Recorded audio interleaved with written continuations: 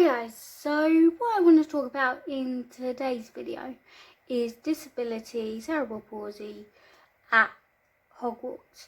So ever since I can remember, or at least since I was about 13 years old, I have been totally obsessed and I love Harry Potter and the Harry Potter universe. And because of I quite like reading up quite a lot of the lore and the surrounding world, the canon, non-canon. I do sometimes have a think about what Hogwarts would be like for a character in that world that had a disability or cerebral palsy. Obviously, you haven't got the limitations of the Muggle world, so magic will allow some additional adaptations or adjustments for those with disabilities, but it also makes me think about in the Harry Potter world they have St. Mungo's Hospital, which is the big hospital in the Wizarding world, and basically if we think about Neville's parents are in there because of their torture and they've gone insane, for the lack of a better word, from the torture. And here in this example, as well as Gilderoy Lockhart being at the hospital, as well as a few other people, and I think Harry was sent there in book 4 or 5, we can obviously see they still need a hospital because magic does have its limitations. And to be fair, I think that's how it would apply if for disability and cerebral palsy in the Harry Potter universe, the magical world, because obviously if they have a hospital and they have a need for a hospital, and even in Hogwarts itself they have a need for a hospital wing, and obviously there's Quidditch injuries, magical injuries, obviously there are things that people still need to be able to recover and rest from. And an example of that is in the second book when Harry has the Quidditch injury due to the rogue bludger that and Gilderoy Lockhart tries to fix it. He loses all his bones in his arm, and then he has to take Scarecrow Grow. Because of that, he has to stay in the hospital at least overnight to be monitored by Madame Pomfrey. So obviously, magic can't be a sort of a cure-all for everything. It clearly has its limitations, even if it's not law-bound, or such as if you've got transfiguration or money, you cannot make or duplicate money. You can summon the money you have, but you cannot duplicate or make more of certain items. That is some law and some rules for certain types of magic. So I think that's how this would apply here. At Hogwarts itself, I would say, I don't know, if you think about it in the Muggle world, with a disability, when you go to school, you meet with like a special education need advisor or person, and they at least try and help make school easier for you, or come up with like an evacuation plan, or point out where the lift stairs are, or they make adjustments so you may need to leave class like 5-10 minutes early because you need the time to get to another one. And obviously within Hogwarts you don't learn to a parrot until, I want to say, 6th year. Yeah, it is 6th year, I think, because that's when someone gets spleened anyway. I think that's how you pronounce it. Lost my train of thought there. But basically, we learn that you can't apparate between Hogwarts between Hogwarts at Hogwarts. So obviously that wouldn't be an option for those students with disabilities, because they're not going to make exceptions for those. I mean, I know Dumbledore could seemingly apparate in and out of Hogwarts, but we don't know whether, I'm thinking about the time, but I don't think that would be an exception even for those students with disabilities. So I imagine sort of, if we think about the castle logistically, it is quite a big castle, it's quite a long walk. The stairs are massive, they're not exactly, sorry, my alarm just went off. They're not exactly the easiest stairs in the world, and the fact that they move, and the fact that if you're a slow walker on stairs, they may move while you're on them, so you may end up in a different location than you started. I don't think that is going to be very easy for someone with cerebral palsy, as well as the distance between them. But I reckon with the magic and other items, or magical items you have in Hogwarts, these could be used to help those with disabilities have a so-called normal student life, the rest as the other Hogwarts students. So for example, you've got, we can see that when McGonagall went to St Mungo's for a couple of weeks after an injury, she was actually in a wheelchair for some time because of her injury. So obviously they can provide wheelchairs in the Harry Potter world, and I imagine that because of those with longer term disabilities, they may have like a magically enchanted chair. So they may feel like pushing themselves, but it could also be controlled by their wand or by another wizard wand if they're underage, or they could have a special rule from the Ministry of Magic to say you can use this type of magic as an underage wizard to control your magically enhanced wheelchair. And what this could do is, instead of being a wheelchair, it would sort of float, basically it would float sort of a few millimeters off the ground, so that would get you around any of the steps in doorways, and that would also help you move around the castle. And what could happen is, when you get to a class, once you're there, you could have a setting on your magically enhanced wheelchair to sort of basically turn into a normal chair, so that you didn't seem out of place with anyone else at Hogwarts.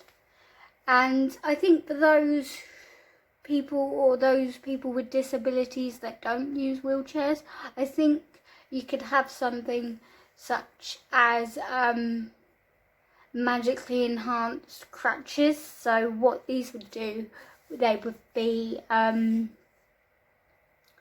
so basically, one of the annoying things I find with crutches, you can see I've got one just over to my side there. There's also one in my car. I do have a pair. I think what I find annoying with crutches is if you don't use them all the time, or you only use them to walk about, and sometimes you can stand without them. Sometimes you forget that you need to hold on to them, otherwise they will just fall over. And the ones that have 3 feet, I find are a bit clunky, and I tend to trip over the 3rd feet. So what I'd imagine is, if you had a magically enhanced crutch, what would happen is it would basically, when you're not using it, it would shrink. So it could be like, basically, if you see from my crutch over there, it would be the top half, and basically that way it would be the same size as your wand, and you could fit that in your wand pocket or your robe when you're not using it. So, and then when you need it, all you would need to do is do like a flick as if you would with your wand, so swish and flick, and it would turn into the whole crutch, and it would be magically enhanced to be the right height, the right comfort for your needs. And I reckon that would be really useful. So also, like, if you're going on a journey somewhere and you need to store your crutches somewhere, you don't have to balance them up against a desk or anything. So when you don't need them, you can just put them in your robe, and that is what you need to do. And another annoying thing I find with crutches, because I don't use them all the time, is padding on your hands. And I know you can, in the Muggle world, you can wrap bandages around them or wear fingerless gloves, which is what I do because I still like to use my fingers. But I imagine a magically enhanced set of crutches would be they would be moulded to your hand, or your hands if you have one for each side, and they would be sort of ergonomic in the way that they would be soft to touch but still enough to support you if you fell. And I think very much like a wand, but quite less specific, because there'd be less students that have them. The crutches would be magically enhanced or suit the user's need at the time. So for example, if you had a pair but your friend wanted to have a go on your crutches, if you gave it to them, it would magically change to your to that person's needs, height, shape, whatever they needed.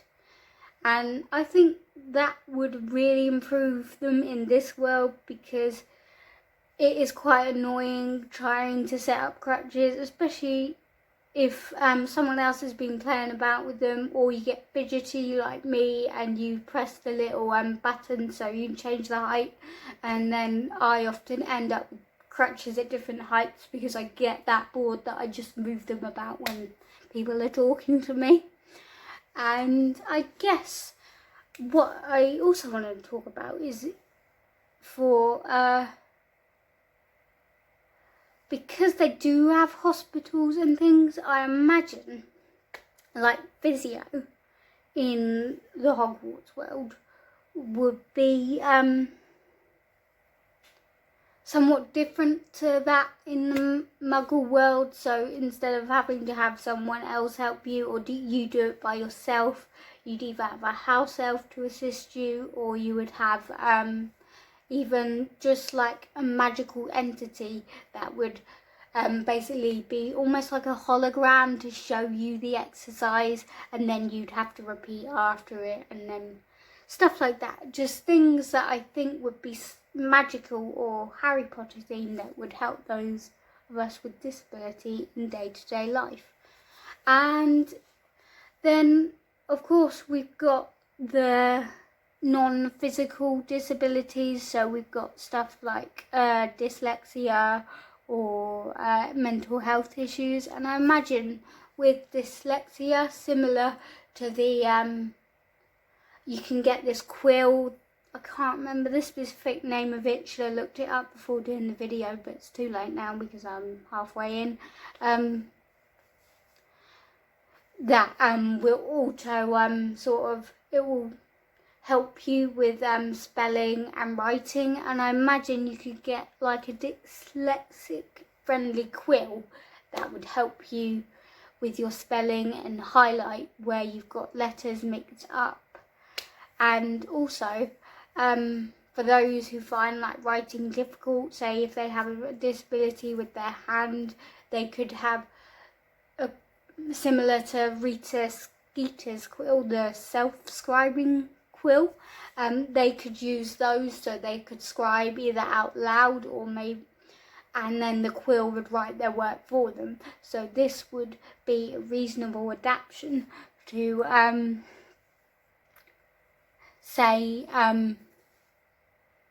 so to help them do their schoolwork and as a student without seeming too different from their peers. Because I think that's an important thing. When you're with a disability, you know you're different already, but you don't want things, I know sometimes people are stubborn, me especially, you don't want things that you don't always want things that make you seem so out of place because you know you're out of place already amongst your peers. And then we've got things like Quidditch and sport. What I'd like to imagine, because I know I would have this issue, is for, say, a broom. I know I wouldn't be able to support myself on a broom without it having a backrest, for example. So what I would imagine like a disabled friendly broom would be like, it would have a back, like the back of a chair, and it would possibly also have say, I don't know how you call them, like stirrups or something, so it would support your feet, so that would be more comfortable to ride. Then that way you'd still get to fly around with your friends and you'd still be included. I wouldn't necessarily say you could meet the Quidditch team unless they had maybe like a disabled person Quidditch team, which I think kind of would be cool. You'd still be able to join in. And I also think coming to Hogwarts as a student with a disability, even though you're in a magical world where everything is different, you're going to still feel somewhat out of place. But I imagine each house would sort of act based on their traits towards that person with the disability. I myself am a Slytherin, and in the book, Slytherins are known to be sly and cunning and ambitious, and that can be really useful when you're a disability because it helps you become adaptive to your surroundings. And also the slyness and cunningness would be like, say, if you had a group of friends, they could use you and your disability to get something they want from someone else but include you in that group. For example, say if there was something happening, you could say, oh, but my friend needs this because look, she's got something wrong with her, she needs it, in a banter type way. And they could use that and their knowledge and their sly and cunningness and have a great friendship group, but they would also be very protective of the person. And then I think Gryffindors, those are the types of friends that you have where they want to have a go on your wheelchair or your crutches and they'll just zoom off, but they will also try and include you in everything. So they'll be the person that, like, say if you're sat on your own on the side, they'll go get you a broom, one of these magically enhanced one, and help you fly. They'll be the ones that include you in everything. Ravenclaws, they're going to use their knowledge and their sort of cleverness to think of ways in life that you can do things. So again, this is more adaptiveness, the same as everyone else, but you just may have to do it slightly differently. So they'll be really good at coming up with different ways of basically living with your disability, how you can get around it. And I imagine these are also the people that would come up with sort of disability legislation at Hogwarts, or come up with a disabled student society on how to include them.